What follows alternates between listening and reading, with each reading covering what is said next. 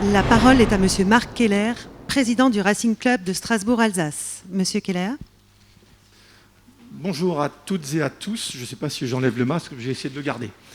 Écoutez, avant d'entrer dans le cœur de cette conférence de presse au cours de laquelle nous allons dévoiler le nom de l'architecte, du maître d'œuvre qui a été choisi pour réaliser l'extension et la rénovation de la Méno, permettez-moi de souhaiter à tout le monde, à toutes et tous, une bonne et heureuse année 2021. J'espère qu'elle sera meilleure que l'année 2020 qui nous a beaucoup touchés tous. Alors, je me permets de saluer tout d'abord Monsieur le Président de la région Grand Est, Jean Rotner.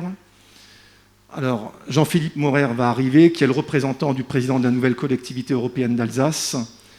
Évidemment, Madame la présidente de l'Eurométropole, Madame Pia Ims. Et à mes côtés, Madame la maire de Strasbourg, Madame Jeanne Barséguian. J'ai vu aussi Ovuzu Tufouor, qui est l'adjoint au sport de la ville de Strasbourg. Et je crois qu'on attend encore Vincent Debesse. Alors, permettez-moi, pour replacer un petit peu cette conférence dans un contexte un peu de travail. Les premières discussions concernant le stade ont eu lieu en 2017. Nous étions encore à l'époque en Ligue 2, mais le stade était régulièrement très garni, voire à guichet fermé à tous les matchs. Nos premières discussions ont eu lieu avec l'Eurométropole et la ville, et nous avons décidé en décembre 2017 de réaliser une étude de faisabilité. L'Eurométropole, la ville et le club. Une étude de faisabilité qui devait répondre à différentes questions. Quelques questions intéressantes. Faut-il rénover la Méno ? Faut-il construire un nouveau stade ? Quelle est la jauge ? Quel budget ? Quelles sont les fonctionnalités d'un stade moderne ? Toutes ces questions sur lesquelles on a travaillé pendant quasi 14-15 mois pour arriver en avril 2019 à présenter les conclusions au Conseil de l'Eurométropole. À ce moment-là, la région et le département, ou le conseil départemental, nous ont rejoints et on se retrouvait donc, les 4 collectivités et le Racing, avec ce projet qui a été jugé ambitieux, mais réaliste. En mai 2019, ici, au Racing, à la Méno, on a fait une photo à l'époque avec Roland Ries, Robert Herrmann, Jean Rotner et Frédéric Bierry, qui marquaient effectivement cette unité dans un projet territorial. En juin 2019, moment très important aussi au niveau des collectivités, il y a eu un vote et les 4 collectivités ont voté le financement de cet outil, de cette rénovation pour 100 millions d'euros hors taxes. En décembre 2019, le concours de maître d'œuvre a été lancé. On a eu plus de 45 candidats de très bonne qualité. De ces 45, 5 ont été présélectionnés, je dirais parmi les plus renommés, pour arriver aujourd'hui à aboutir au choix final.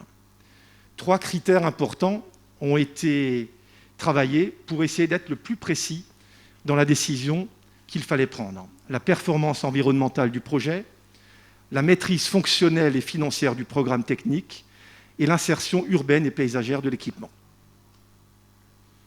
Et nous arrivons aujourd'hui, début 2021, à vous annoncer le choix du lauréat.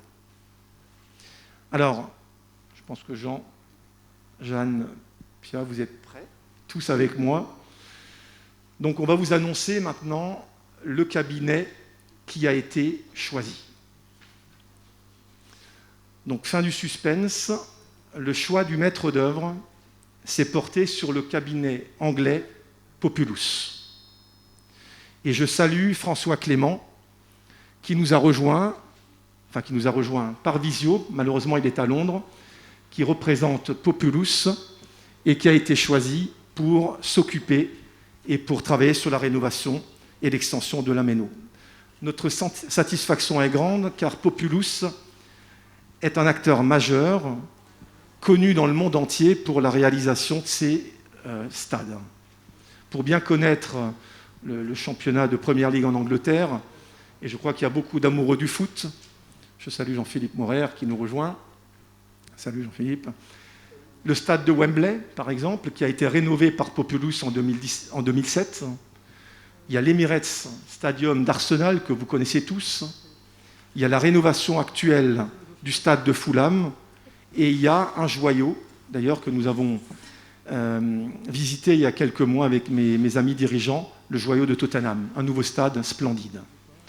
Nous sommes très très fiers que la Méno s'ajoute à ces réalisations de Populous. On est fiers évidemment pour Strasbourg, Madame la maire, on est fiers pour l'Eurométropole, Madame la présidente, on est fiers pour toute notre région, Monsieur le Président, et on est très très heureux pour nos supporters qui attendaient ça depuis de nombreuses années. La Méno va rentrer dans une ère nouvelle, mais elle restera toujours la Méno, le stade que nous aimons, avec l'ambiance que vous connaissez. D'ailleurs, avec les 4 collectivités et le club, on a vraiment travaillé avec cette phrase qui a retenu vraiment tout le projet. C'était le stade de demain, donc le stade de demain, avec l'ambiance d'aujourd'hui. Alors, pour terminer, laissez-moi vous donner quand même le calendrier des prochaines années, puisque le stade devrait être livré en juin 2025. Les prochains mois, les collectivités et le club ont continué à travailler sur les études pour déposer un permis de construire en septembre 2021. Les travaux devraient débuter en juin 2022. Pendant 1 an, il y aura la construction d'une nouvelle tribune que vous allez voir sur le film tout à l'heure, dans la zone sécurité, derrière la tribune présidentielle, pendant 1 an. À ce moment-là, la jauge du stade restera pas à 26 000, mais on tombera à 24 000. Ce qui est encore très correct. Puis, pendant 6 mois, on tombera à 19 000 de jauge, tout simplement parce qu'on va raccorder les 2 tribunes. On arrivera là à peu près à fin 2023. Puis, il restera 18 mois de travaux à réaliser, 3 fois 6 mois. Je salue Vincent Débès, qui vient d'arriver, qui est vice-président de l'Eurométropole aussi. Salut Vincent. Et donc, il y aura 3 fois 6 mois de travaux. D'abord la tribune ouest et la fan zone, 6 mois, puis la tribune nord pour 6 mois, et la tribune est pour 6 mois. Et nous terminerons les travaux en juin 2025 avec un stade rénové de 32 000 places. Nous sommes tous très heureux car la Méno va rentrer dans une modernité nécessaire tout en conservant son identité historique. Voilà. Pour terminer, avant de passer la parole, bien sûr, aux collectivités, je voulais, en mon nom et au nom du club, remercier les 4 collectivités. Tout d'abord, l'Eurométropole. Madame Ims, merci beaucoup. Vous avez continué le travail qui avait été entamé. Madame la maire, chère Jeanne, c'est un grand plaisir aussi pour nous de vous avoir avec nous. Le président de la région et la collectivité européenne d'Alsace. Nous avons travaillé main dans la main depuis 2017 pour arriver à un projet vraiment où il y avait, on peut dire, l'unanimité quant au choix et dans les perspectives. Merci encore. Et pour terminer la dernière phrase, c'est un détail, mais ce n'est pas un détail, je veux vraiment féliciter les services de l'Eurométropole et de la ville et nos services à nous. Je pense notamment à Alain Play, je ne sais pas où il est, Alain, là-bas, et Frédéric Thomen, Fred, tu es où? Tu es là. Bravo à tous les deux, avec toutes vos équipes, parce que vous avez fait un travail remarquable. Et remarquable surtout dans les échanges, dans la construction de ce projet qui a été co-construit avec les collectivités. Et je pense que le résultat final sera réussi grâce à cette co-construction. Merci encore et bonne année 2021 à tout le monde.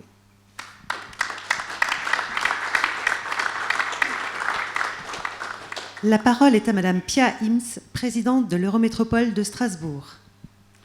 Cher Jean Rotner, cher Marc Keller, cher Jean-Philippe Maurer, chère Jeanne, nous voilà enfin réunis pour acter la rénovation tant attendue du stade de la Méno. Vieille de plus d'1 siècle, cette infrastructure a fait vibrer plusieurs générations d'Alsaciens et nous fait vivre encore de nombreux matchs et des matchs historiques, nous en avons tous à l'esprit. Longtemps meilleur centre de formation de France, le stade de la Méno a vu naître et se développer de grands champions internationaux. tels Marc Keller, Franck Leboeuf ou Raymond Domenech. Fort de ces 17 000 abonnés de ces Ultra Boys qui viennent de fêter leurs 30 ans, le stade de foot peut compter sur son 12e homme, le hissant à la 2e place des stades les plus remplis de France, juste après celui de Paris. Mais il est seulement le 14e stade français par sa capacité d'accueil et aucune grande rénovation n'a été faite depuis 40 ans. Sa rénovation était nécessaire par le passé, elle est devenue urgente. C'est un projet ambitieux mais réaliste qu'il nous fallait mettre en œuvre. Un projet qui réponde aux besoins du stade, à sa capacité d'accueil, sa fan zone, sa remise aux normes, et qui tienne en même temps compte de son emplacement géographique dans Strasbourg, au sein du quartier de la Méno, ainsi que des aspects environnementaux qui nous préoccupent. Un projet capable de réunir au-delà du sport le monde économique, de réunir le monde artistique et éducatif dans notre territoire transfrontalier au cœur de la capitale européenne. Ce projet, parce qu'il est ambitieux mais réaliste, a fait consensus, autant sur son impérieuse nécessité que sur le choix des parties prenantes réunies lors du jury que j'ai eu le plaisir de présider. Et j'en profite moi aussi pour remercier les services de l'Eurométropole qui ont guidé le nouvel exécutif dans l'explicitation du cahier de charges et des critères sociaux et environnementaux qui nous importent. Le foot n'est pas qu'une arène les soirs de match, c'est aussi un outil d'éducation, de mixité sociale, de lutte contre les discriminations, c'est un vecteur de citoyenneté. Je pense notamment à l'association Femmes de foot qui s'appuie à juste titre sur la popularité du foot pour véhiculer aussi un message en faveur de l'égalité femmes-hommes.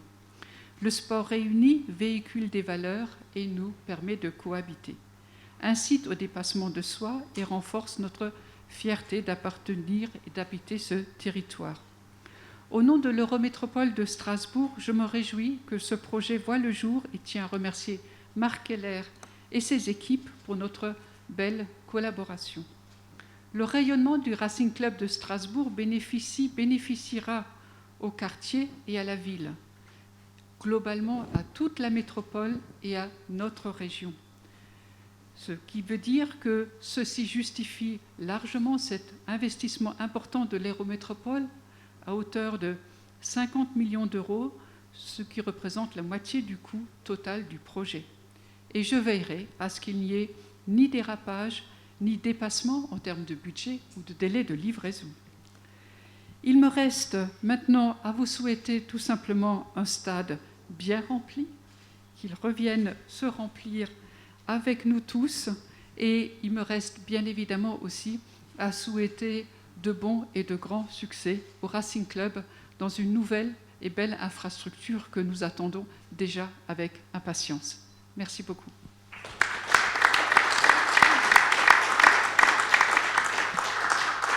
La parole est à Madame Jeanne Barzéguian, maire de Strasbourg. Bonjour à toutes et à tous. Monsieur le Président, cher Marc, Monsieur le Président de la région, Jean Rotner, Madame la Présidente Pia Ims, Monsieur le Vice-président Jean-Philippe Morer, Mesdames et Messieurs, tout d'abord, je souhaite vous adresser mes vœux les plus chaleureux en ce début d'année 2021. Et je me réjouis que nous soyons réunis ici en ce début d'année pour annoncer ce qui est une bonne nouvelle et qui est le choix de cette équipe d'architectes pour ce projet emblématique de restructuration et de rénovation du stade de la Méno. Alors, Marc Keller a rappelé l'historique du projet qui, vous le savez bien, est né il y a plusieurs années, qui avait été porté, il faut le dire, par les exécutifs précédents de la ville et de l'Eurométropole de Strasbourg.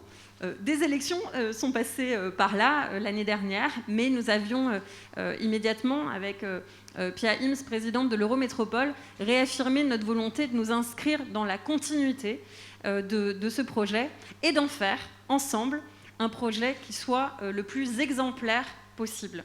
Et je crois que ce qui a pu guider les débats et les échanges extrêmement constructifs que nous avons eus dans le cadre du jury qui a présidé ce choix, eh bien, je crois que les deux mots qui nous ont guidés, c'était la fierté.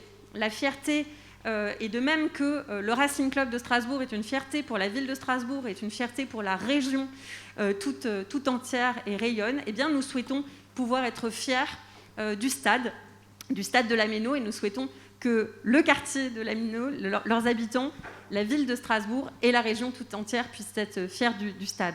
Ça, c'était le premier mot qui nous a guidés. Et le deuxième, c'est véritablement celui de l'exemplarité. Exemplarité en matière environnementale, avec un projet de stade qui s'inscrive de manière volontariste dans les objectifs du plan climat de la ville et de l'Eurométropole de Strasbourg. Évidemment, une exemplarité qui puisse répondre aux exigences sportives, et c'est bien l'un des critères majeurs qui nous a guidés, avec notamment cet impératif d'augmentation de la jauge. Et puis, exemplarité en termes d'intégration dans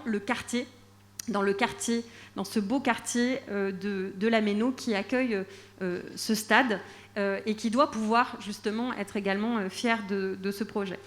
Donc peut-être juste quelques mots pour justement expliciter les différents éléments qui nous ont fait retenir l'équipe Populos pour l'architecture et le projet. D'abord, une question de sobriété énergétique, puisqu'il s'agit d'un projet qui met en œuvre des solutions environnementales. Donc on peut noter les 1000 m² de panneaux photovoltaïques, des structures bois prévues sur la fan zone, le captage des eaux de pluie, une solution assez innovante avec la mise en œuvre d'économies circulaires et notamment d'un certain nombre de récupération de matériaux pour habiller la façade. Évidemment, le recours aux énergies renouvelables et à l'utilisation de matériaux de réemploi. Mais finalement, ce qui est le signe de sobriété énergétique le plus fort dans ce projet, c'est le fait de s'appuyer sur l'existant et d'avoir eu la volonté collective de rénover l'existant, le stade actuel, et de l'améliorer. Et donc, c'est finalement ce qui en fait un projet qui est particulièrement sobre et qui est particulièrement robuste de ce point de vue. L'accent a aussi été mis sur l'environnement du stade, c'est-à-dire le respect et la protection, voire le renforcement de la biodiversité existante, puisque le stade de la Méno se situe au cœur d'un corridor écologique avec le cours du Rhin tortue et les arbres qui le bordent, dont des arbres plus anciens et des arbres remarquables. Donc ça faisait partie, bien évidemment, des éléments qui ont été pris en compte. Et puis, je le disais, l'insertion du stade dans son quartier. On se situe dans ce beau quartier de la Méno. Le stade y est localisé depuis 1906 et il doit continuer de faire partie intégrante du quartier. Et donc la volonté, c'est aussi d'avoir un stade qui soit ouvert sur le quartier, avec tout un travail qui va être mené en concertation avec les habitantes et les habitants, notamment autour de la fan zone et de son ouverture future sur le quartier. Donc il y a un enjeu là aussi de participation citoyenne des habitants. Et puis, rénover le stade, c'est aussi l'occasion de repenser le plan de mobilité global du secteur et de pouvoir améliorer, et donc pour les habitants également, le déploiement des transports collectifs, les pistes cyclables, revoir l'aménagement des parkings. Et donc, ce sont des choses qui seront faites en concertation avec les habitantes et les habitants du quartier. Pour finir, dire que cet investissement très conséquent ne doit pas nous faire oublier son intégration dans un projet de service public et d'équipement sportif plus global. Donc cela rentre également dans la volonté de la ville de Strasbourg de rénover le gymnase, notamment centre sportif sud, dans les prochaines années. Et je crois que c'est important de dire qu'il doit aussi y avoir une complémentarité entre ces différents équipements. Donc un projet sobre, un projet exemplaire et un projet dont nous pourrons collectivement être fiers. Je vous remercie.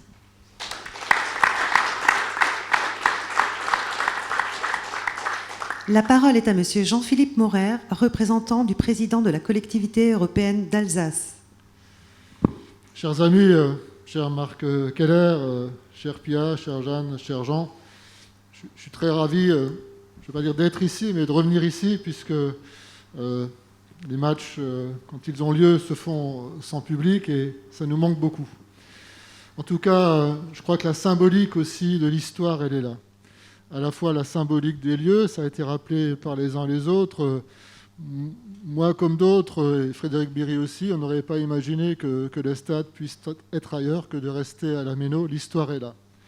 C'est également la symbolique des partenariats, parce qu'il y a des causes communes. Et ces causes communes, le Racing en est, entre toutes les collectivités, et quelles que soient les alternances politiques. Il est heureux que cette capacité également de rassurer les porteurs de projets soit là. Et cet enjeu, ce pari également a été tenu. Et je crois que dans le monde du sport, de temps en temps, ça arrive. Et en ce moment, il y a des temps morts. Eh bien, dans ce projet, il n'y a pas eu de temps mort. Il est important que l'échéancier puisse être respecté. Et je crois que dans ce projet, vous voyez, il y a une symbolique aussi tout dans l'actualité, puisque le conseil départemental du Bas-Rhin, bien sûr, soutenait ce projet. Depuis le 1er janvier, c'est la collectivité européenne d'Alsace qui est partie prenante à ce projet. Et le A de RCSA également résonne d'autant plus et mieux que désormais c'est aussi un projet commun à cette collectivité installée le 2 janvier. Je voudrais également féliciter ceux qui ont travaillé vraiment sur ce projet, et notamment les équipes d'architectes et de techniciens aussi, parce qu'il y a un enjeu supplémentaire. Ça a été dit, mais il faut le redire, c'est la soutenabilité du projet durant les travaux. C'est beaucoup plus facile de réaliser un grand projet ailleurs qu'en site occupé. Or là, l'équilibre économique indispensable également nécessite de travailler en site occupé, et tout ce phasage qui prendra plus de temps que si ex nihilo on crée une installation, un équipement en tout cas, est respecté. Et dans les temps actuels aussi, c'est tout à fait essentiel. J'ai aussi la satisfaction et la joie de dire que ce projet doit être et sera aussi un projet structurant à l'échelle du quartier, parce qu'il y a beaucoup d'enjeux. Jeanne Barsékian le rappelait, c'est non seulement un enjeu d'environnement, un enjeu de mobilité également, et de pouvoir également restructurer les flux, la mobilité, le fonctionnement également du stade, de la fan zone également par rapport bien sûr au quartier. C'est un enjeu essentiel, et je crois que là-dessus également il y a un contrat de confiance qui est déjà en place et qui doit être à la fois encore respecté et développé. Mais je crois que ce qui est important aussi, c'est que le Racing Club de Strasbourg, c'est mieux qu'un rêve, c'est une réalité. Et le stade commençait à prendre date, bien entendu, et à travers les enjeux nécessaires également, je voudrais saluer la capacité également d'avoir un projet raisonnable, d'une jauge d'à peu près 32 000 places aussi, parce qu'on est toujours poussé, et je le comprends, par ceux qui disent « mais non, voyez plus fort, voyez plus loin, il en faut plus, il en faut plus ». Mais on sait qu'à la fois que le coût d'un projet, la viabilité d'un projet et l'équilibre économique également doit être trouvé. Et je voudrais saluer Marc Keller qui, à travers tout le travail mené avec ses équipes également, a su dimensionner la taille idéale de ce projet. Et je crois également que c'est tout le sérieux qui caractérise l'Alsace à travers ce projet. Je voudrais vraiment l'en féliciter et féliciter tous ceux qui ont travaillé dans l'ombre discrètement également, sans tambour ni trompette, pour être là devant vous tous aujourd'hui et de dire que les engagements des uns et des autres seront tenus, et qu'aujourd'hui, comme demain, le Racing Club de Strasbourg-Alsace continuera de vibrer, de faire rêver des générations. Et le rêve est palpable, il est accessible. C'est tous ceux qui suivent ce club. Et je crois que ce sont des causes communes fédératrices qui devraient encore pouvoir en appeler d'autres dans d'autres domaines. L'Alsace est multipolaire, mais elle a un cœur qui vibre ici au Racing Club de Strasbourg. Eh bien, cher Jean Rotner, tu es médecin. Tu sais également que pour que le corps soit bien irrigué, il faut également que l'ensemble des capillarités des vaisseaux sanguins puissent bien fonctionner. Et le Racing nous aide à mieux vivre l'Alsace grâce au Racing, et on y croit tous très fort. Donc bravo et merci beaucoup.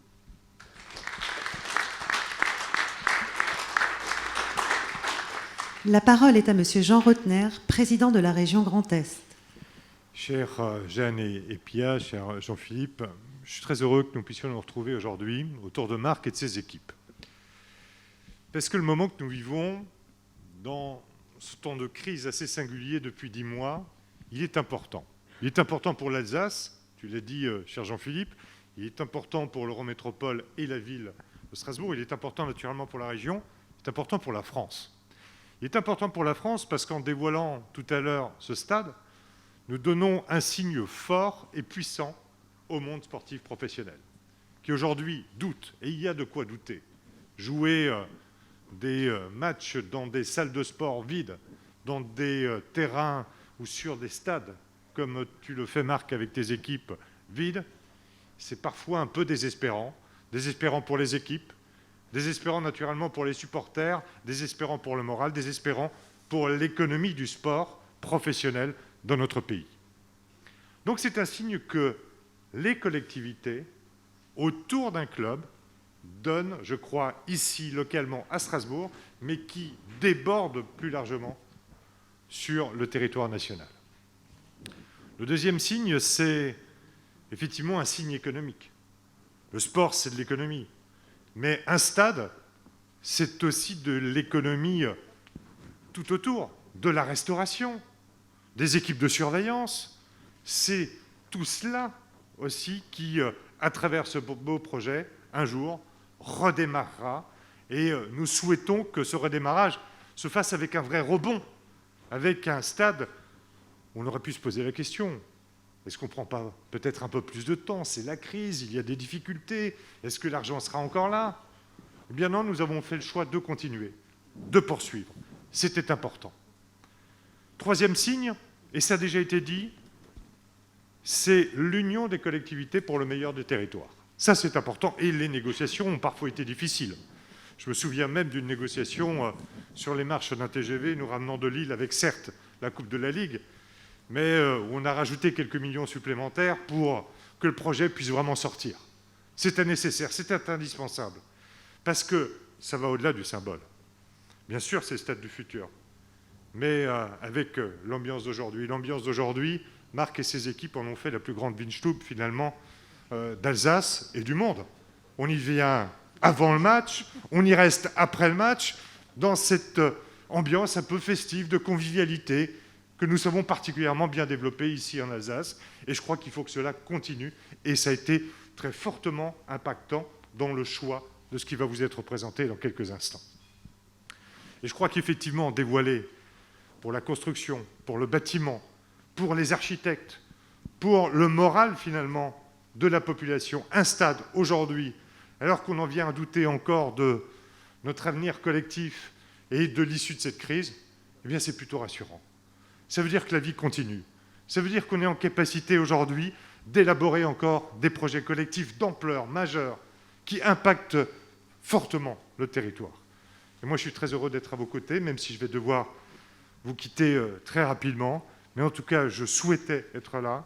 Je souhaitais être là à côté de Marc, à côté de ses équipes, mais à côté de Marc par amitié. On se connaît depuis longtemps. On a l'avantage d'être orinois, cher Jean-Philippe, mais alsacien de cœur, naturellement, amoureux du foot, là, depuis fort longtemps. Moi, le Racing m'a toujours fait vibrer. C'était le championnat de France, c'était la Coupe de la Ligue, c'est tout le quotidien, finalement, de ce club. Ça fait partie, non pas forcément simplement de ce qui irrigue un territoire, c'est l'ADN, finalement, de l'Alsace. Et ça renforce ici une position, chère Jeanne, chère Pia, alsacienne et européenne de Strasbourg. Et il faut le dire, Strasbourg n'est pas qu'à l'est de la France, Strasbourg est au centre de l'Europe. Et le Racing contribue là aussi à cette attractivité et à ce positionnement européen. Donc merci pour tout ce que vous avez fait. Et je crois que collectivement, ce que nous faisons là, nous pouvons encore le faire sur bien d'autres projets. Merci à vous et belle année.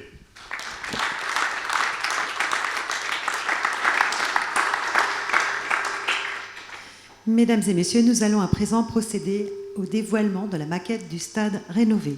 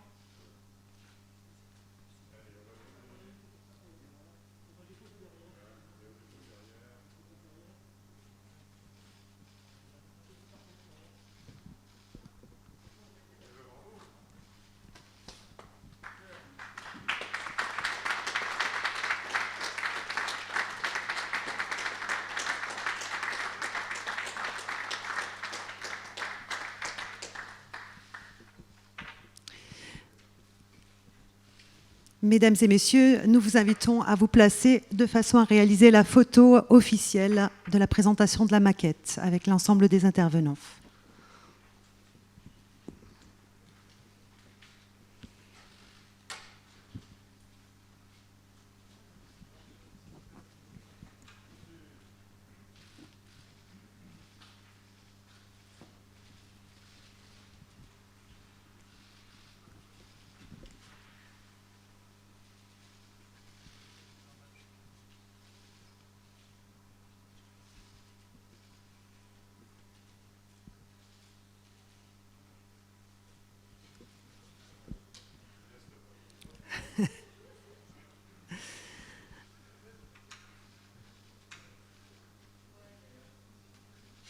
On peut y aller. La parole est à présent aux architectes du projet. Monsieur François Clément, architecte de l'agence Populos en visioconférence, et Messieurs Olivier Crécy et Thierry Ray de l'agence Ray de Crécy.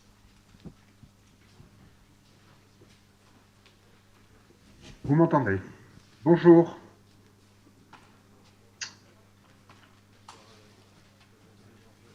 Est-ce que vous m'entendez?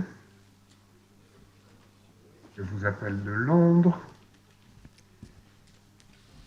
Vous m'entendez? Madame la présidente de l'Eurométropole, Madame la maire de Strasbourg,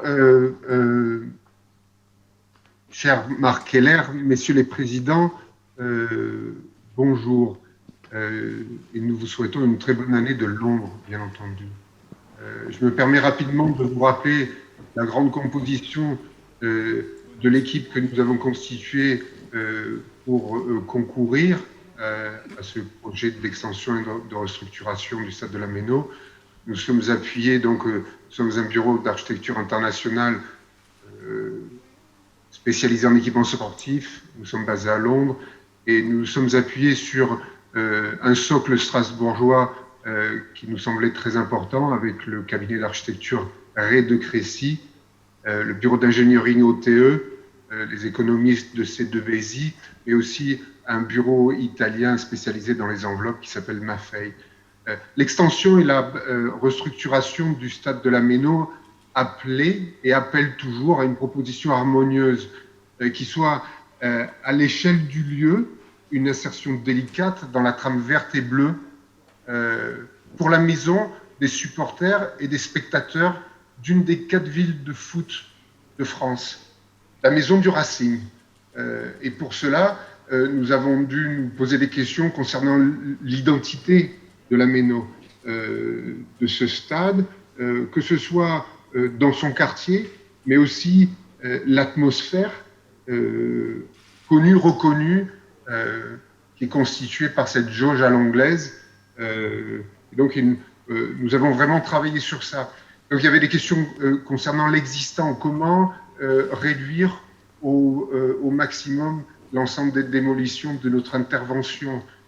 Comment imaginer, proposer des interventions et des démarches innovantes qui puissent amener à la mise en œuvre d'économies circulaires à petite échelle, mais aussi à très grande échelle, ayant des impacts sur les stratégies environnementales que nous avions décidé de mettre en œuvre avant même la réception du programme et qui se trouvaient être appelés et demandés au programme.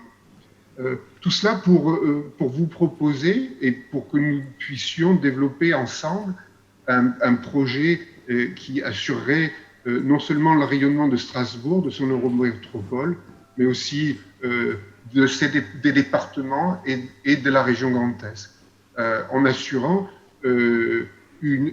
des propositions économiques viables avec des développements et des solutions fonctionnelles multiples.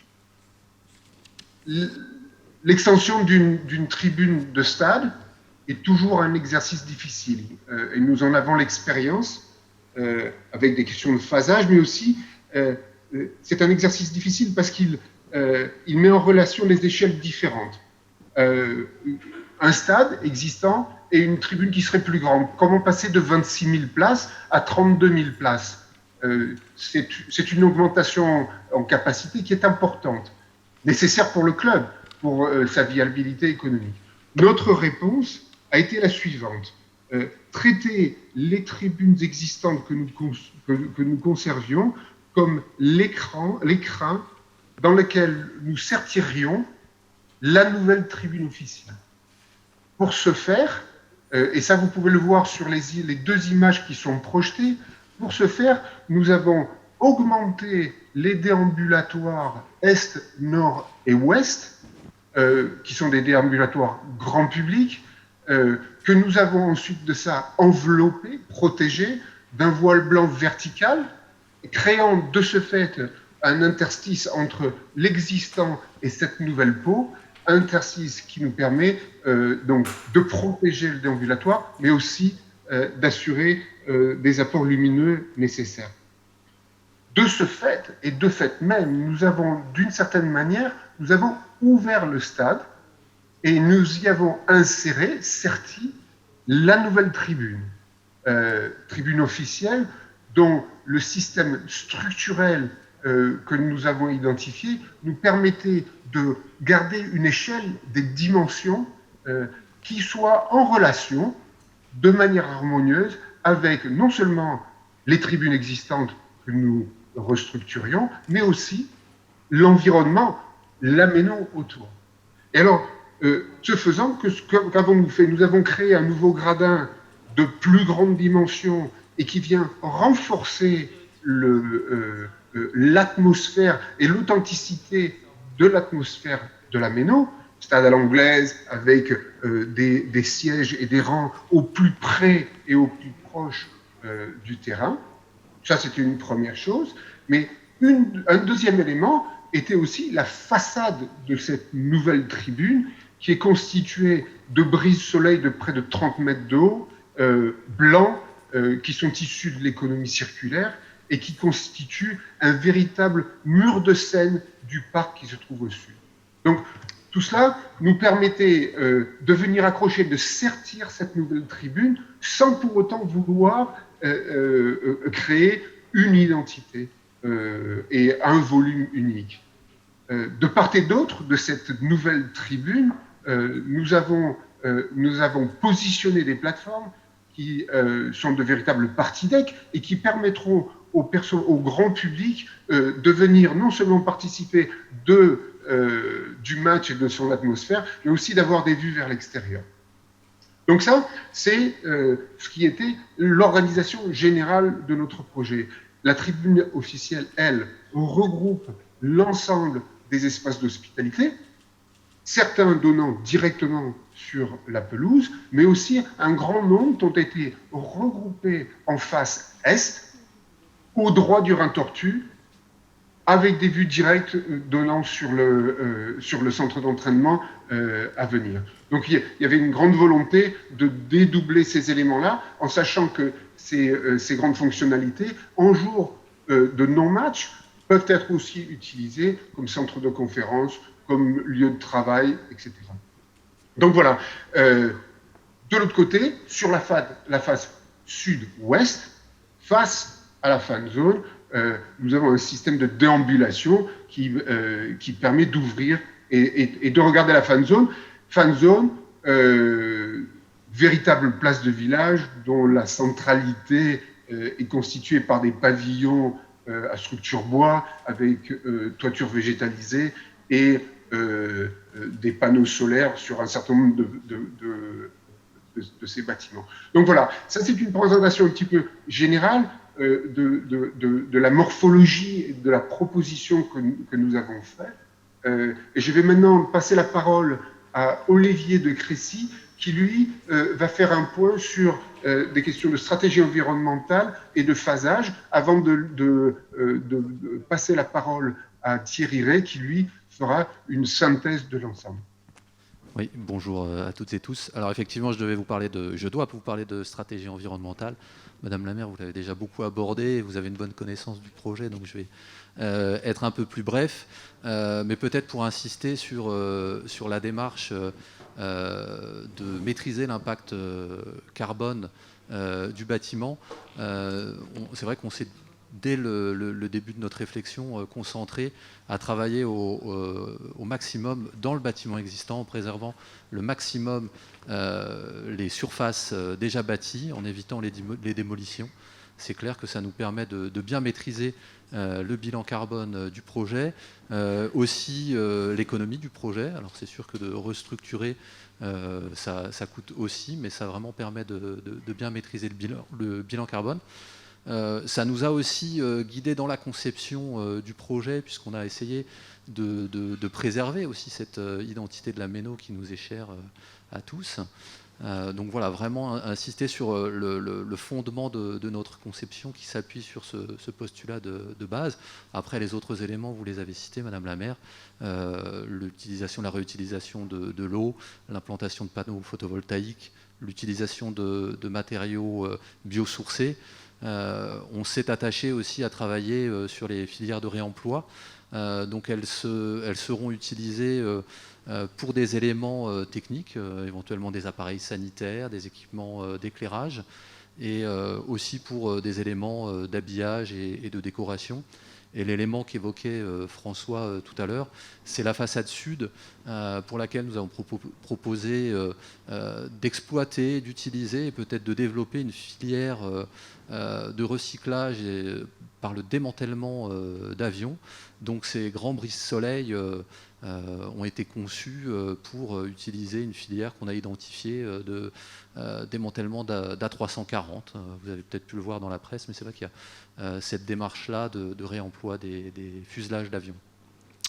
Voilà sur la partie environnementale. Sur la partie phasage, alors Marc Keller, c'est pareil, vous l'avez beaucoup évoqué, et je crois que vous le maîtrisez très bien, donc je ne vais pas trop m'étendre. Simplement, nous, on a une grande vigilance et une grande sensibilité sur ces chantiers en phase occupée. Donc on s'est attaché aussi à concevoir le projet autour de ces contraintes, c'est-à-dire que l'idée de venir construire une extension sans toucher à l'existant lors de la première phase, c'est une démarche sur le projet et fonctionnelle, mais c'est aussi une démarche sur le phasage pour permettre de réaliser l'opération en 4 phases très contenues et au cours desquelles chaque zone de travaux sera totalement isolée des zones en service pour garantir évidemment la sécurité pendant l'utilisation du stade. Voilà, merci. Je passe la parole à Thierry Ray. Oui, bonjour à tous. Alors, beaucoup de choses ont été dites, donc c'est bien. Je crois que pour des architectes, c'est aussi très valorisant et très agréable d'entendre les uns et les autres, voir comment vous êtes appropriés finalement de cette question, presque la compréhension que vous avez pu avoir du projet. Je pense que ça augure aussi d'un projet partagé, d'un projet co-construit, avec une ambition. Alors, ces mots ont été vraiment importants, je crois, ambitieux et réaliste. Je crois que quand on a commencé à travailler avec Populous, et avant même que le projet soit dessiné, on s'était dit qu'il ne fallait pas faire le grand geste, la grande icône, ou peut-être que ce temps était révolu, et on s'était dit dès le début qu'il fallait s'inscrire et s'appuyer sur les traces de cet existant, en prenant la mesure justement d'une ambition forte, d'un enjeu important, mais aussi d'une approche peut-être qui est celle qui va se développer je pense, on en est convaincu, dans les prochaines années. De ce point de vue-là, on voudrait que ce projet soit exemplaire. Ce mot a été aussi dit, donc c'est presque notre feuille de route là qui est énoncée. Exemplaire dans l'idée qu'on s'appuie sur la mémoire d'un lieu, sur l'existant d'un lieu.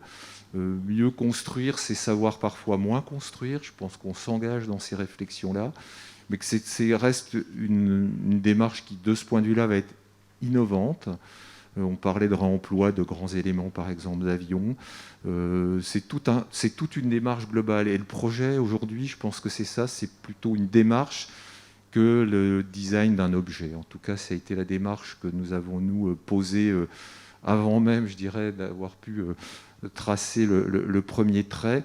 On s'était fait un brainstorming, un mot anglais, avec François, en se donnant un peu ces règles de conduite autour du projet. Alors un projet, une démarche, c'est au service des usages. Ça paraît être une évidence, mais il ne faut pas l'oublier. La première question, c'est on va pouvoir, l'usage, les uns et les autres, vous l'avez rappelé, la Méno, c'est un lieu de vie, un lieu de convivialité, un lieu de rencontre, un lieu où les gens partagent des choses. Aujourd'hui, on voit bien à quel point ça nous manque.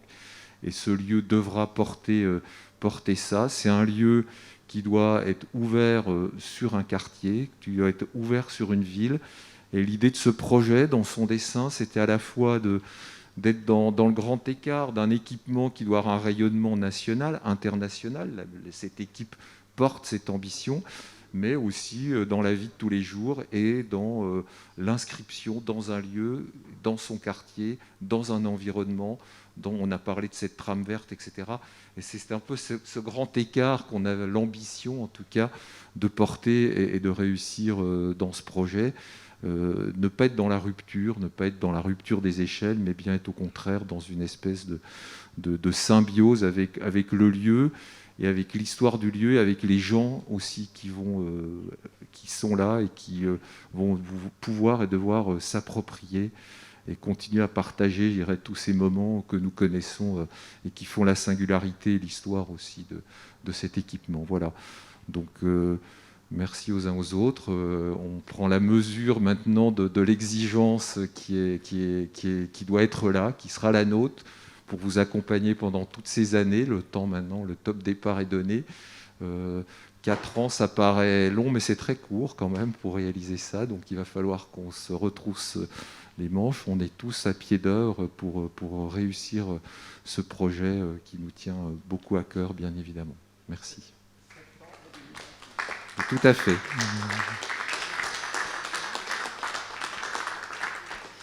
Nous vous proposons à présent de visionner le film de présentation des travaux d'extension.